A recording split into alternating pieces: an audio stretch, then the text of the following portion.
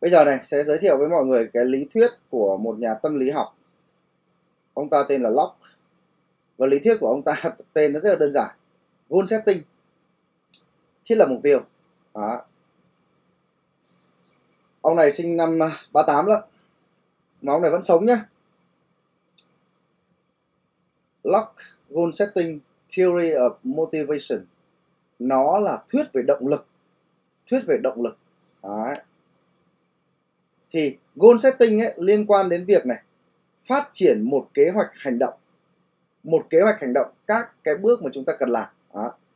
Được thiết kế để gì? Thúc đẩy động lực và hướng dẫn một người, một cá nhân hoặc thậm chí là một nhóm hướng tới mục tiêu. Goal setting có quan hệ mật thiết đến gì? Đến hiệu suất. Nếu làm theo những bước sau đây, chúng ta sẽ có động lực để thực hiện mục tiêu của mình. Và chúng ta sẽ tăng được hiệu suất cá nhân lên. Cho nên mình nói rằng là cái cuộc đời của mình nó thay đổi. Bởi vì sao? Vẫn làm việc như vậy, thậm chí ít hơn, nhưng hiệu suất thay đổi. Và làm việc cảm thấy vui vẻ, động lực, nắm bắt được công việc, chứ không bị chán nản nhé. Đấy. Thì ông này ông ấy có hai phát hiện. Một là gì? Việc chúng ta đặt ra các mục tiêu cụ thể ấy, ví dụ này, tôi muốn kiếm được 500 đô la một tháng thay vì việc là tôi muốn kiếm được nhiều tiền hơn ấy. Một mục tiêu cụ thể sẽ dẫn đến hiệu suất cao hơn một mục tiêu mơ hồ. Hoặc là không đặt ra mục tiêu. Hay đơn giản nói là cố gắng lên ấy, nó không tạo ra hiệu suất. Đó. Tiếp theo này, mục tiêu càng khó thì cái sự nỗ lực của chúng ta, cái sự tập trung của chúng ta và cái sự kiên trì của chúng ta nó sẽ càng lớn, dẫn đến hiệu suất cũng cao hơn nốt. Tất nhiên rằng khó đến cái mức nào? Khó đến mức mà chúng ta chấp nhận nó, chúng ta không bị hoảng sợ với nó, và chúng ta nghĩ rằng là có khả năng đạt được mục tiêu dù có thể là nó khó. Nhớ này, một mục tiêu cần cụ thể và cần khó một chút. Nó khác với những gì mà chúng ta thường nghe nói rằng gì? Mục tiêu cần khả thi. Lát nữa mình sẽ giải thích kỹ hơn về cái đoạn này, làm sao để chúng ta biết mục tiêu thế nào là đủ khó để tốt, khó quá thì lại không tốt. Phát biểu đầy đủ của ông Locke là như này: khi bạn đặt ra và cam kết với mục tiêu cụ thể và thách thức, đồng thời nhận được phản hồi từ người khác thường xuyên về tiến độ, thì sao? Năng suất và động lực bên trong của bạn sẽ tăng lên. Động lực bên trong là bạn muốn làm nó, và động lực bên ngoài là bạn làm bởi vì bạn sợ phạt hoặc là bạn muốn được tiền. Bây giờ chúng ta sẽ đi một vài cái ý quan trọng ở trong cái phần này. Đầu tiên là gì? Khi bạn đặt ra và cam kết. Đây là một câu cực kỳ hay mà cá nhân tôi phải đọc rất nhiều tư liệu, tài liệu về quản trị.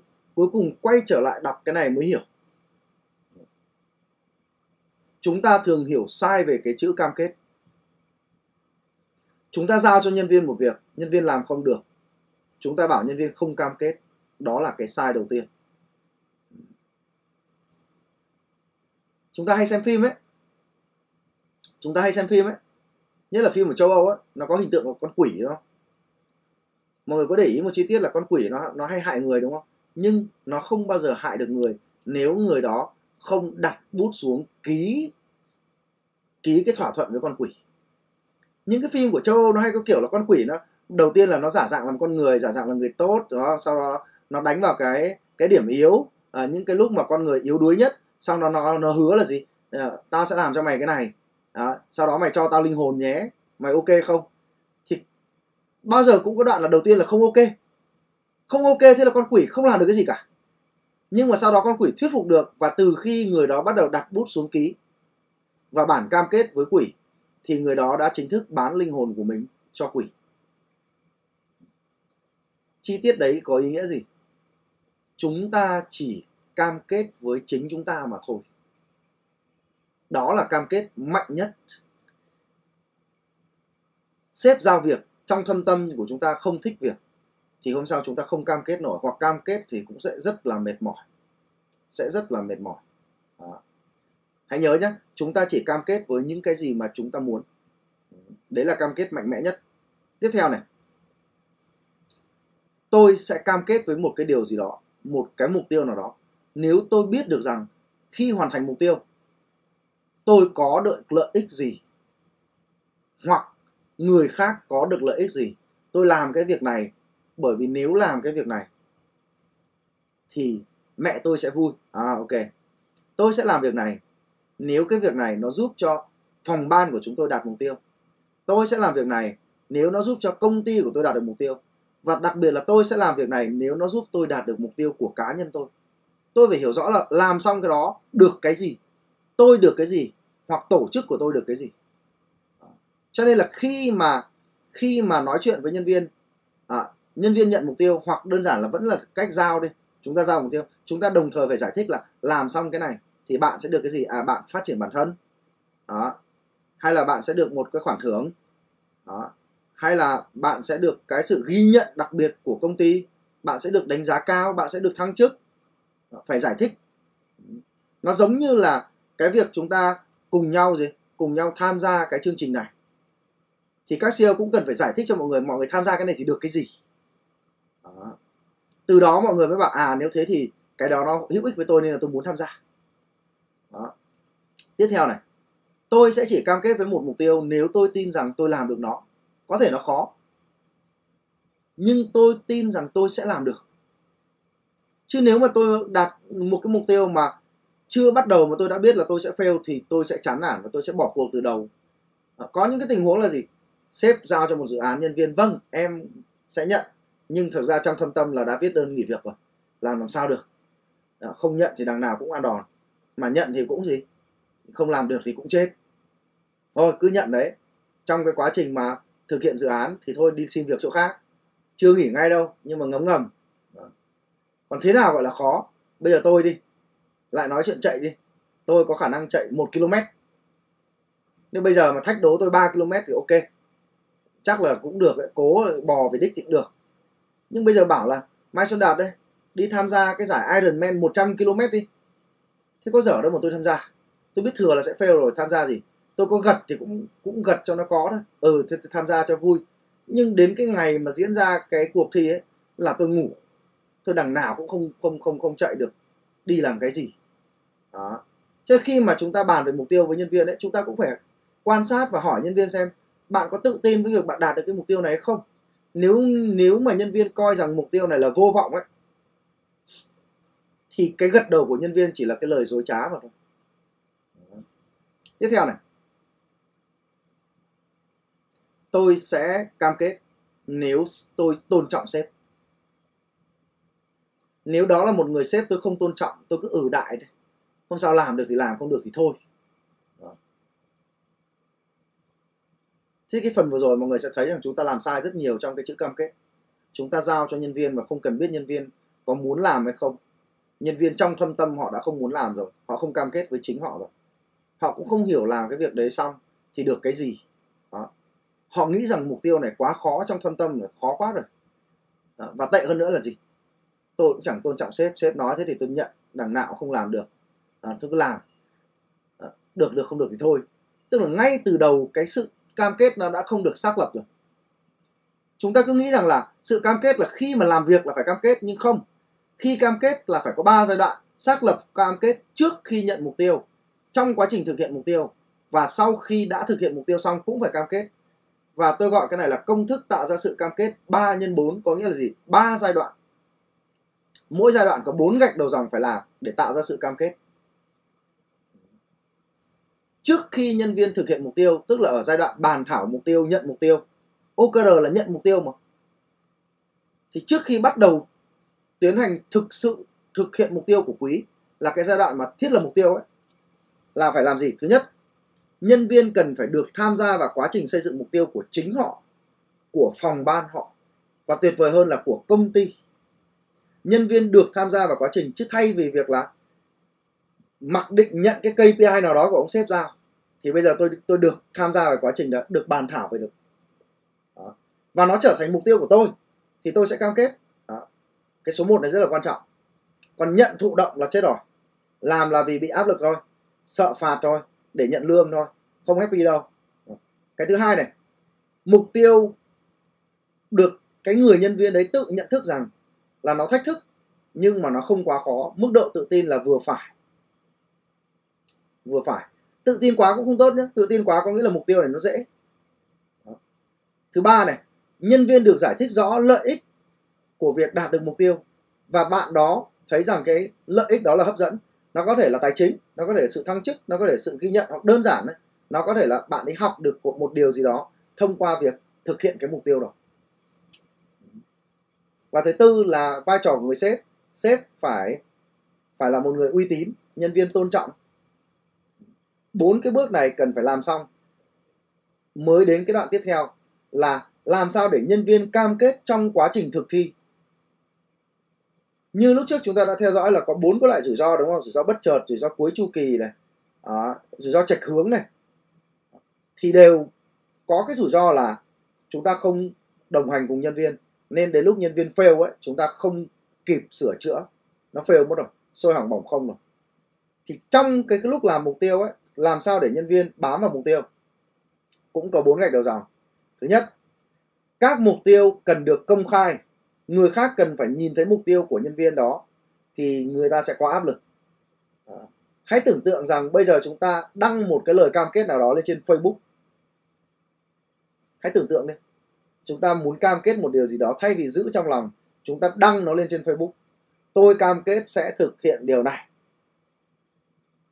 Mọi người có cảm thấy ngay lập tức cái áp lực nó xuất hiện không? Ngay lập tức là cái sự hơi khó chịu một chút nhé. Đó. Trong đầu mình sẽ nghĩ này, đăng lên Facebook à? Ngại nhỉ? Đến lúc không làm được thì ngại nhỉ? Tức là luôn luôn chúng ta có cái xu hướng là gì? Thụt lùi, đầu hàng, rút lui. Đấy là một điều rất bình thường nhé. Nhưng khi mục tiêu được công khai thì chúng ta bị áp lực từ người khác. Không làm thì ngại. Tiếp theo này, tất cả các mục tiêu cần phải gắn với trách nhiệm cá nhân. Điều này là cực kỳ quan trọng. Không bao giờ có mục tiêu mà gắn với trách nhiệm tập thể. Gắn với trách nhiệm tập thể tức là chả có ai trách nhiệm cả. Một mục tiêu mà 2 người cùng làm có nghĩa là chả ai có trách nhiệm cả. Rồi cuối cùng sẽ đùn đẩy. Tôi nghĩ rằng người kia làm, tôi nghĩ rằng tôi không làm thì vẫn còn thằng nữa nó chịu trách nhiệm cùng. Một mục tiêu cần phải gắn với một người.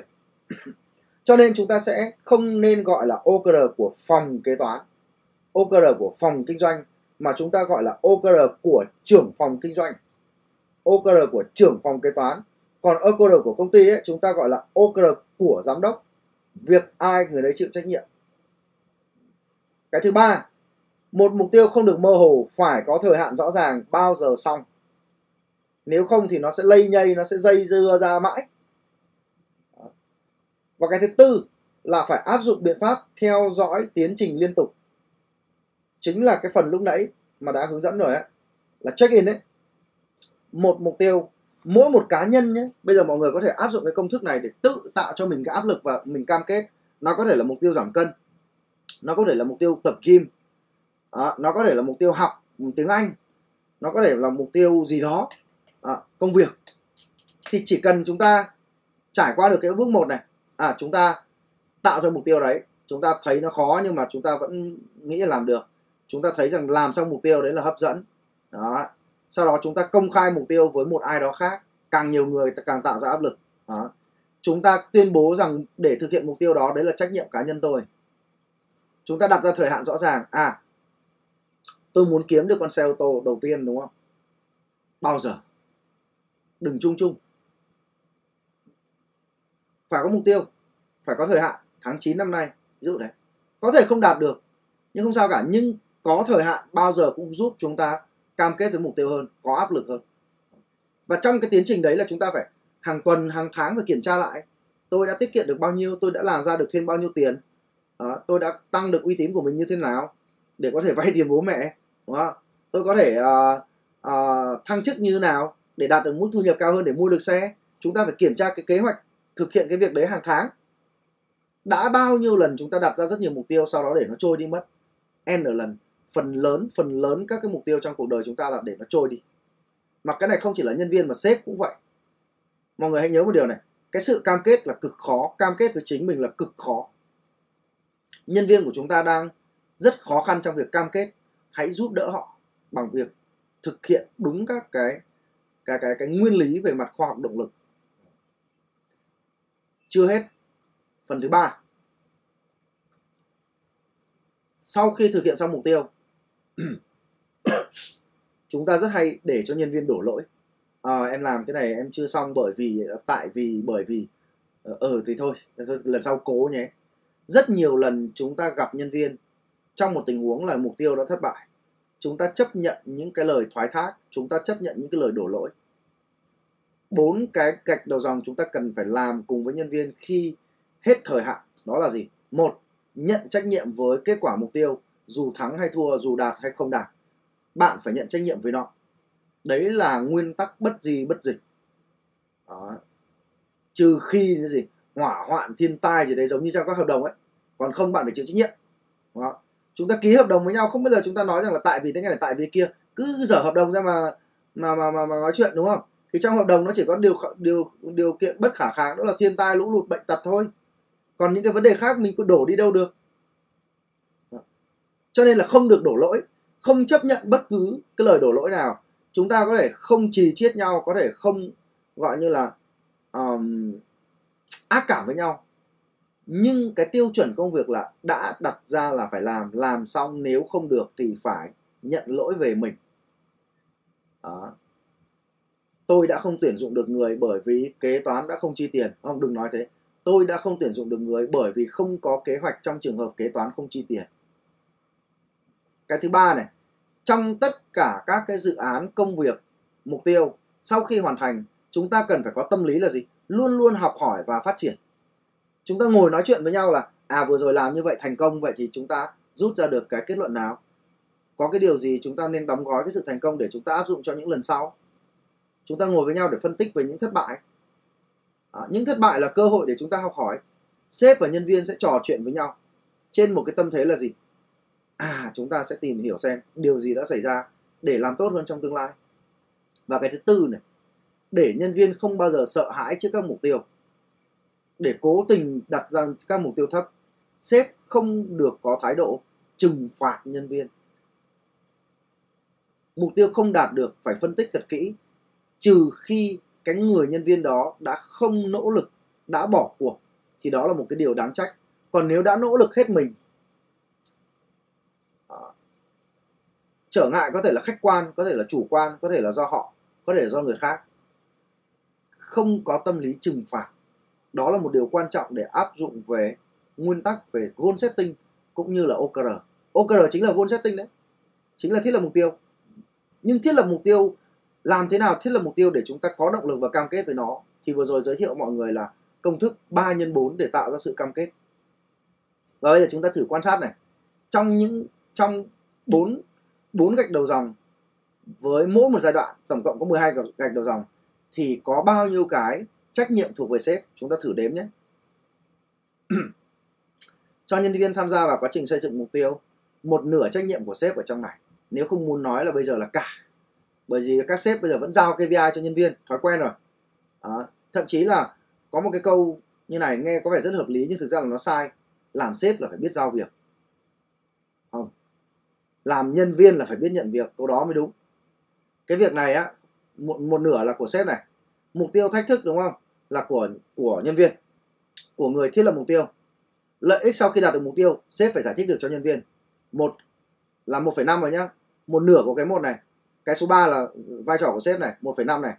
Vai trò của người nhận lời hứa này, sếp có phải là người được nhân viên tôn trọng không? Đây là vấn đề của sếp, là 2,5 nhá. 2,5 trên 4 cái này là trách nhiệm của sếp rồi. Tiếp này. Công khai mục tiêu là trách nhiệm của cả tập thể.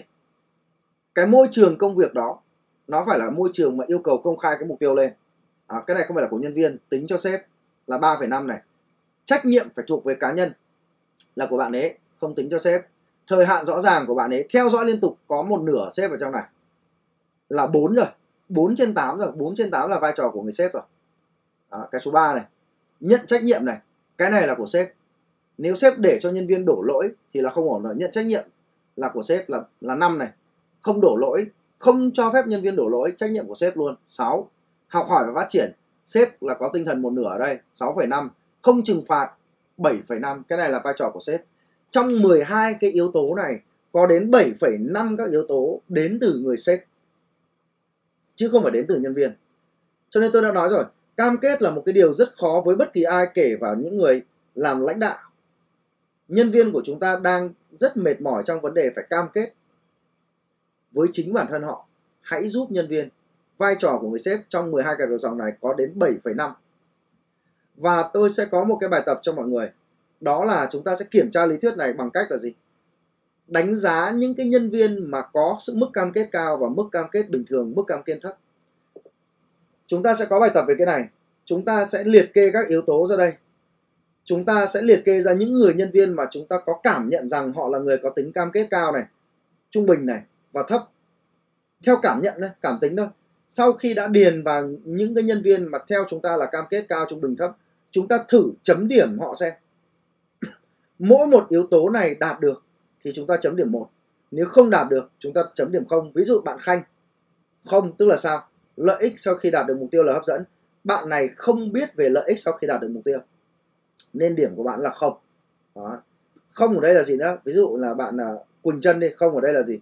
Không theo dõi liên tục. Vậy thì người sếp đã không đồng hành theo dõi mục tiêu, điểm 0. Bất cứ cái yếu tố nào chấm được, hoàn thành được thì chấm là 1, không hoàn thành được chấm là 0 nhé. Chúng ta sẽ thấy cái điều thú vị ở đây. Và chúng ta hiểu sai về cam kết hết rồi. Chúng ta chưa tạo ra được môi trường để các bạn nhân viên có thể cam kết rồi. Đấy là mới xong được cái đầu tiên nhé. Tiếp theo này. Đó. Các mục tiêu cần cụ thể và thách thức. Nếu mục tiêu mà vừa phải, vừa tầm, nó không làm chúng ta có động lực, không giúp chúng ta tăng hiệu suất. Một mục tiêu mơ hồ, một mục tiêu mơ hồ sẽ chỉ tạo ra những cái kết quả mơ hồ. Tôi muốn trở nên tự do tài chính, mơ hồ. Tôi muốn khỏe mạnh hơn, mơ hồ. Tôi muốn tiến bộ trong công việc, mơ hồ. Tôi muốn công ty mình phát triển rực rỡ, mơ hồ. Những mục tiêu mơ hồ như thế chỉ tạo ra các kết quả mơ hồ mà thôi. Mục tiêu khi đặt ra cần có chứa các cái con số. Thậm chí là các công việc để thực hiện mục tiêu cần được liệt kê rõ ràng ngay trước khi thực hiện mục tiêu. Đấy là cái thứ nhất. Thế nào là mục tiêu cụ thể? Đó là có con số. Các công việc để thực hiện nó được liệt kê một cách rõ ràng, không mù mờ. Tiếp theo này. Thế nào là cụ thể? Hãy làm rõ mong đợi từ sếp mỗi khi trao đổi với nhân viên về mục tiêu.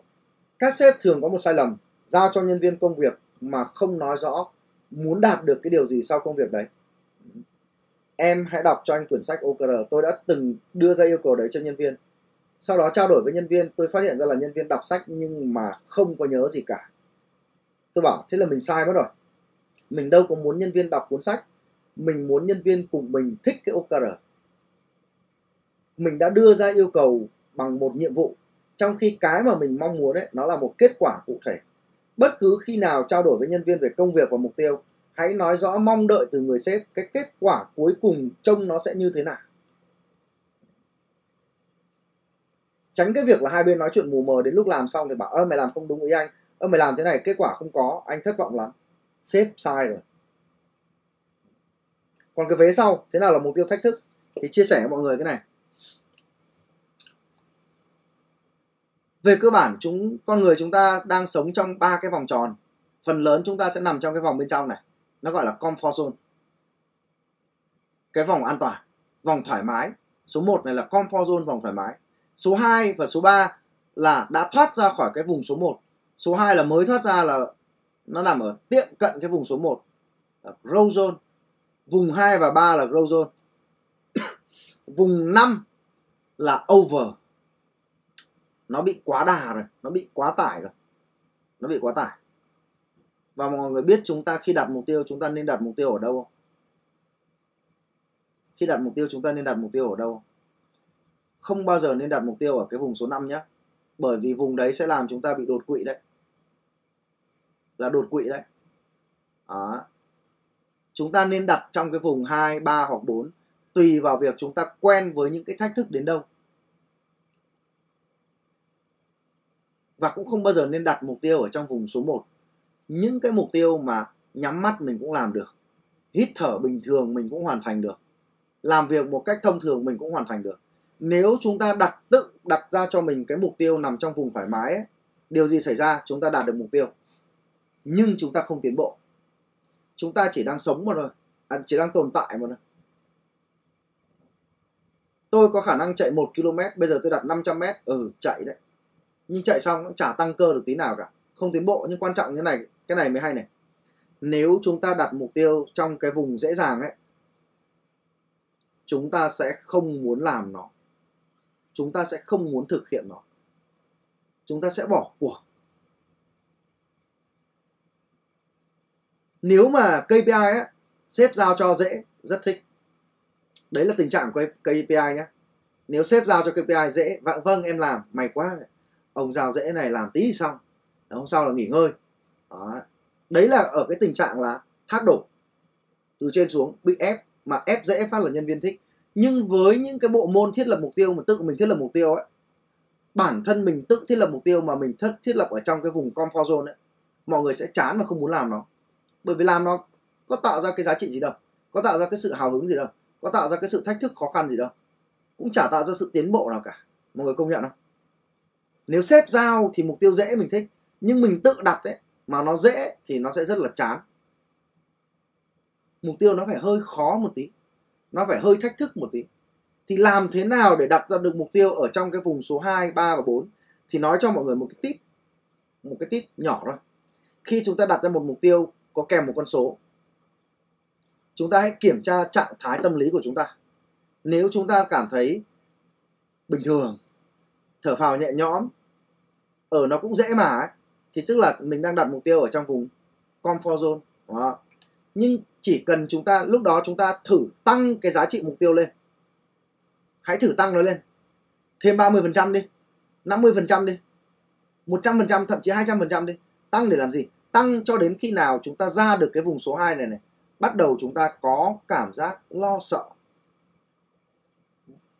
kèm với sự hào hứng, thì tức là chúng ta đang thoát ra khỏi cái vùng comfort zone. Càng ra ngoài, cái mức độ hào hứng và lo sợ nó càng tăng. Ra đến vùng số 4 này là căng thẳng lắm rồi, nhưng mà vẫn còn phấn khích. Nhưng mà ra đến vùng số 5 là chỉ còn nỗi sợ hãi mà thôi. Không bao giờ nên đẩy mục tiêu đến cái lúc chúng ta không còn một chút hào hứng nào. Số 2, số 3 hay số 4, luôn luôn trạng thái của mình khi thiết lập mục tiêu đó là cảm thấy vừa sợ hãi vừa háo hức. Hai cái đấy nó phải đi liền với nhau, tức là chúng ta đang nằm trong vùng growth zone. Mọi người có thể tự thử cái này. Cứ thử đặt cho một mục tiêu thể thao cũng được, hoặc mục tiêu công việc, bất cứ mục tiêu gì. Nếu thấy nó còn thoải mái, hãy thử tăng con số lên. Tăng đến bao giờ chúng ta nhìn vào đấy chúng ta thấy hơi sợ hãi nhưng mà vẫn còn cái sự háo hức, tức là chúng ta đang nằm ở cái vùng growth zone này, vùng growth zone. Thì xin thưa anh chị và các bạn, 99% dân số thế giới chưa từng đặt chân ra cái vùng tuyệt vời là vùng growth zone. Chưa từng được biết cái sự sung sướng, cái sự tuyệt vời của việc đặt ra mục tiêu ra khỏi cái vùng comfort zone. Ai cũng muốn nằm trong cái vùng an toàn của mình. Nhưng hãy thử một lần trong cuộc đời mình, đặt ra một cái điều gì đó vượt ra khỏi vùng an toàn. Chúng ta sẽ thấy nó cực kỳ tuyệt vời. Đấy là một cái chân trời hoàn toàn khác. Ông nào mà đi leo núi thì biết mấy cái trò này. Đi leo núi thì rất là sợ, mệt. Nhưng mà leo được lên núi ấy, hoàn thành được thì sướng lắm. Lần tiếp theo đi leo núi thì vẫn sợ, nhưng mà cũng kèm với háo hức. Lần nào cũng thế. Đó. Thì bản chất của việc mục tiêu chúng ta muốn thực hiện chỉ khi chúng ta nằm ở vùng 2, 3 và 4 đấy. Đó. Vậy thì có một cách này để các sếp hỗ trợ nhân viên này. Khi nhân viên thiết lập mục tiêu nhé, và chúng ta ngồi nói chuyện với nhân viên, chúng ta hỏi câu này: bạn có tự tin với mục tiêu này chứ? Bạn tự tin mức vàng, xanh hay đỏ? Xanh tức là rất tự tin, đỏ là hoàn toàn không tự tin, còn vàng là hơi tự tin, hơi khó nhưng mà chắc làm được. Thì hãy cố gắng thuyết phục và động viên nhân viên. Hãy đặt mục tiêu để câu trả lời là mức độ tự tin của em là màu vàng. Chỉ như vậy thì mới tăng được hiệu suất, chỉ như vậy mới có động lực. Làm OKR nó cũng có một cái này. Nếu làm KPI thì không nói đâu. Làm KPI mà sếp giao màu xanh ấy, anh em vẫn làm, vẫn sướng, vì còn được nghỉ ngơi mà. Nhưng làm OKR là tự đặt mục tiêu. Nếu để nhân viên đặt mục tiêu mà nằm trong ô màu xanh ấy, hôm sau mọi người sẽ chứng kiến một cái không khí làm việc nó chán nản, nó chán trường. kiểu như ngồi check in với nhân viên ấy, nó nhạt toẹt đấy. Mục tiêu nó đạt được rồi, chả có việc gì cả, mà tuần nào cũng gặp nhau. Chắc chắn các sếp đã từng gặp cái nhân viên kiểu như thế. Đặt mục tiêu xong rồi mỗi lần họp, em đạt được rồi, có vấn đề gì không? Không có vấn đề gì. Còn cần giải pháp gì không? Dạ mọi thứ đang tốt rồi nên là không cần giải pháp. Tự dưng cảm giác cái cuộc họp đấy, cái cuộc gặp mặt nhân viên đấy nó lãng phí. Làm KPI mục tiêu dễ thì không sao, nhưng làm OKR mục tiêu dễ là tan nát luôn mọi người. Kinh nghiệm của tôi là thấy thế. Xong nhá.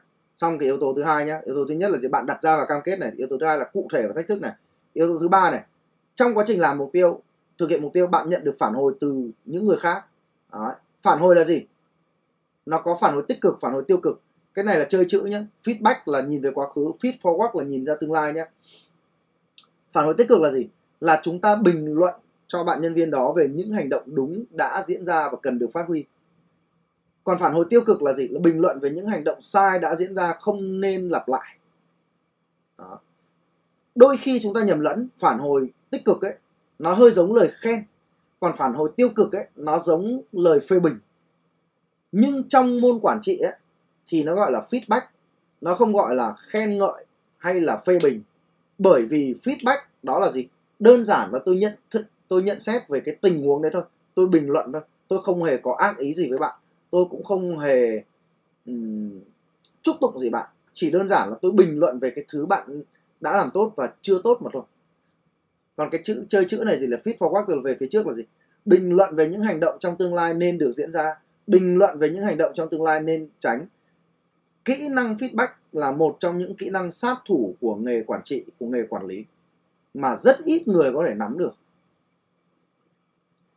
Mà feedback đỉnh cao nhất là feedback bằng câu hỏi. Chúng ta sẽ thi thoảng nghe thấy từ là lãnh đạo bằng câu hỏi. Những người mà lên đẳng cấp cao của nghề quản lý quản trị, người ta nói rất ít, nhưng mỗi lần người ta nói, người ta giúp được nhân viên rất nhiều. Người ta không chi tiết chỉ cầm tay chỉ việc bắt nhân viên làm thế này thế kia, đơn giản người ta đưa cho nhân viên một lời phản hồi. Đó. Và trách nhiệm của nhân viên là cam kết với mục tiêu của họ, và họ sẽ nhận những cái lời phản hồi đó để cải thiện mình, để tốt hơn trong cái quá trình thực hiện mục tiêu tiếp theo. Trong tất cả các môn quản trị, trong tất cả các sách quản trị, feedback là kỹ năng trung tâm của một người làm quản lý nhé. Ôn lại này. Vậy thì chúng ta hiểu tổng thể là như nào? Hãy để nhân viên đặt ra và thiết lập cam kết với các mục tiêu đó. Để đạt được hiệu suất và động lực, mục tiêu đó cần cụ thể và có mức độ thách thức ở vùng growth zone. Trong quá trình nhân viên thực hiện mục tiêu, sếp cần đồng hành và liên tục phản hồi. Nếu chúng ta làm được 3 cái này, đặt ra và cam kết này, cụ thể và thách thức này, nhận được phản hồi này, thì gì? Thì năng suất và động lực của nhân viên sẽ tăng vượt trội. Và đây là lý thuyết về động lực. Cực kỳ chính xác mọi người nhé. Cả thế giới họ làm như vậy.